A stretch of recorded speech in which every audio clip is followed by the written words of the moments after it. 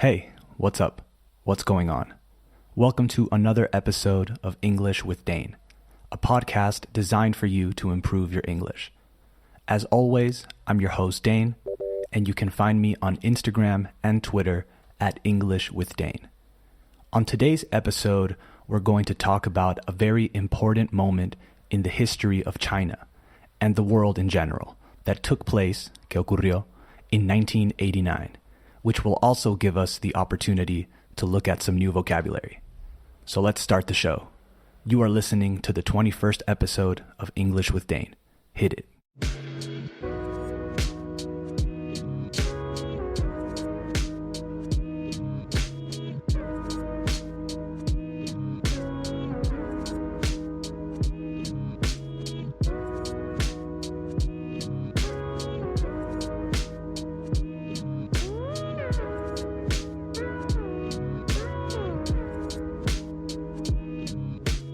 Okay, we have officially started the show, so let's start with our Today in History segment, where we take a look back in time to see what happened on a day like today, but many years ago.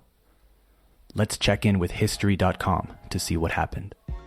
Like I mentioned in the introduction, for this one we will go back to the year 1989, and the headline reads, Crackdown at Tiananmen begins. Before we continue, let's talk about the word crackdown. In the form of a noun, a crackdown is a situation in which someone starts to deal with bad or illegal behavior in a more severe way. You can use it in a sentence like this. The government has enforced a crackdown on crime over the last 2 years. It's one word, by the way, crackdown, altogether. You can also use it as a verb, and if you do, you have to separate it into 2 words. It's a phrasal verb that means essentially the same thing. An example, the government is cracking down on crime. So you can use it in 2 ways, as a noun altogether, and as a phrasal verb by separating it. Okay, let's keep reading. It says, with protests for democratic reforms entering the 7th week, the Chinese government authorizes its soldiers and tanks to reclaim Beijing's Tiananmen Square at all costs. By nightfall on June 4th, Chinese troops had forcibly cleared the square, killing hundreds and arresting thousands of demonstrators and suspected dissidents. Then later, on April 15th, the death of Hu Yaobang, a former Communist Party head or leader who supported democratic reforms, roused some 100,000 students to gather at Beijing's Tiananmen Square to commemorate the leader and voice their discontent with China's authoritative government. Another quick vocabulary check. Roused. To rouse, spelled R-O-U-S-E, means to make angry or excited. So in this context, the death of Hu Yaobang roused 100,000 students, right? It angered 100,000 students. Then it says, on April 22nd, an official memorial service for Hu Yaobang was held in Tiananmen's Great Hall of the People, and student representatives carried a petition to the steps of the Great Hall demanding to meet with Premier Li Peng. The Chinese government refused the meeting, leading to a general boycott of Chinese universities across the country and widespread calls for democratic reforms. So they wanted to meet with the premier, right, the head of the government, but they were not allowed to. So they started boycotting universities and called for democratic reforms. It continues and says, ignoring government warnings of suppression of any mass demonstration, students from more than 40 universities began a march to Tiananmen on April 27th. The students were joined by workers, intellectuals, and civil servants, funcionarios.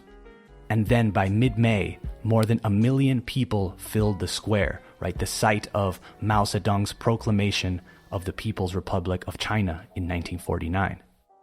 Then on May 20th, the government formally declared martial law, ley marcial, in Beijing, and troops and tanks were called in to disperse the dissidents.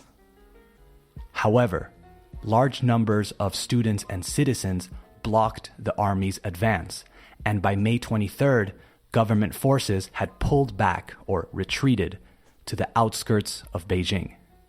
The outskirts are the outer part of a city or town. You can say we live on the outskirts of Madrid, for example. Then on June 3rd, so today, with negotiations to end the protests stalled and calls for democratic reforms escalating, the troops received orders from the Chinese government to seize control of Tiananmen Square and the streets of Beijing. Hundreds were killed and thousands were arrested.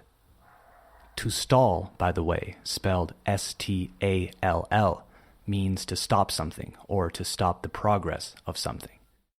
Then it says, in the weeks after the government crackdown, an unknown number of dissidents were executed, and hardliners in the government took firm control of the country.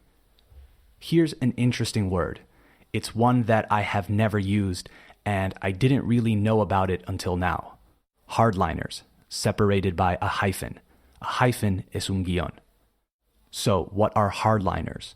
The hardliners in a group like a political party are the people who support a very strict set of ideas that are often extreme and who refuse to accept any change in them. The sentence in this case was, and hardliners in the government took firm control of the country.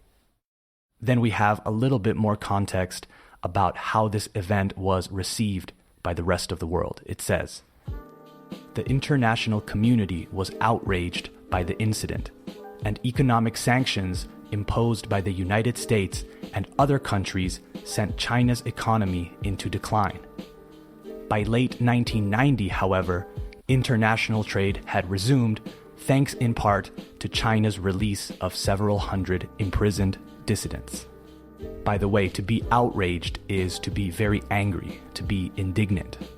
So, like I mentioned before, this was a very important moment in the history of China and history in general, and it produced a series of pictures that have become iconic. You have definitely seen these pictures. One in particular is the most famous, the one that shows a man with some groceries, compras, standing in front of a tank, not allowing it to pass.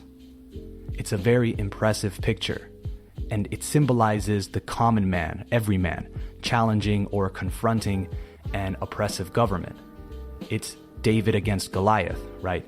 And no matter what language you speak, no matter where you are from, you understand this sentiment. This man is now known as Tank Man around the world. According to Según, a British tabloid newspaper, the man was a 19-year-old university student called Wang Weilin. However, this was rejected by the Chinese government, saying that they couldn't find the man and that no documents exist.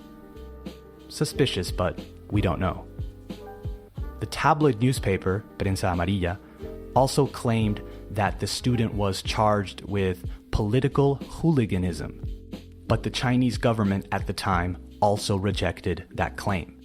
I guess we will never know what happened to Tank Man, but nevertheless, sin embargo, his actions as well as the repercussions of those actions were felt all around the world. Let's do a quick vocabulary review and take a look at the words we learned from this event. The first one is a crackdown, so a situation in which someone starts to deal with bad or illegal behavior in a more severe way. It can also be used as a phrasal verb, to crack down on something. Number 2, to rouse, to make angry or excited. Number 3, the outskirts, the outer part of a city or town.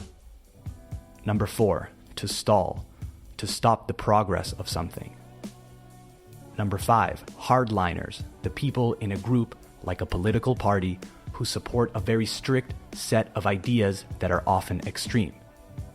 And finally, to be outraged, to be very angry or upset. I wanted to give you a few tips on how to learn vocabulary. If your objective is to learn vocabulary quickly, then it will be a little bit more complicated because our brains don't usually work that way.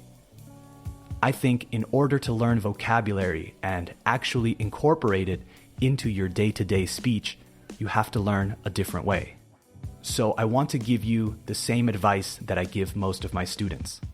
The most efficient way to learn new vocabulary is reading articles, news stories, blogs, etc., and actually taking the time to write down a few words that you don't know. You may have heard this before, but I find that people don't actually do it. So, open the Notes application on your phone, which you definitely have. Every phone has an app for this, and start your list. You can start your list with the words from today's episode. Then add a few words a day, and when you have a minute, look up the definition and write it down. It's great because you don't have to take any significant time out of your day to do this, and it makes a big difference. You would be surprised, te sorprendería, how many new words you'll learn every week. And the beauty of this method is that because you were reading an interesting article and because you took the time, te tomaste el tiempo, to look up the word, it means that it is more probable that you remember it. When people just tell you what something means, or when you look at a big list of vocabulary, it's more difficult to remember words because you don't have context. And when we do something that takes a bit longer, que tarda un poco más, and requires more effort on your part, like finding the definition and writing it down, our brains build a stronger connection, which makes it easier for us to remember things. It is better to learn 10 new words a week with this method than to try to learn 100 new words from lists that you found on Instagram. More is not always better when it comes to learning. Remember, the best way to learn English or learn anything, really, is to make your learning process more efficient. Unless you have an incredible memory, trying to learn those 100 words without context is going to be a frustrating experience. I'm sure some of you like that method, though, and if it works for you, keep doing it. Sigue haciéndolo. But if you are someone who hasn't found success with that method, trust me, try making your own list and add a few words to it a day. Really, all you have to do is read an article, and I'm sure there will be at least a few words, maybe phrasal verbs, expressions, or words in general that are new to you. Remember, it's not a difficult thing to do. The difficult part is being consistent. Okay, that's the show for today. I hope you enjoyed it, and I hope it was useful. I'll be back on Wednesday with episode 22 of English with Dane, and it's going to be a fun episode.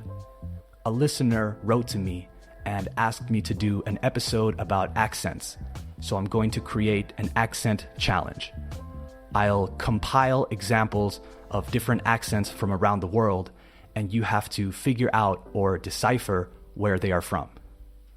So follow me and write to me on Instagram and Twitter at English with Dane.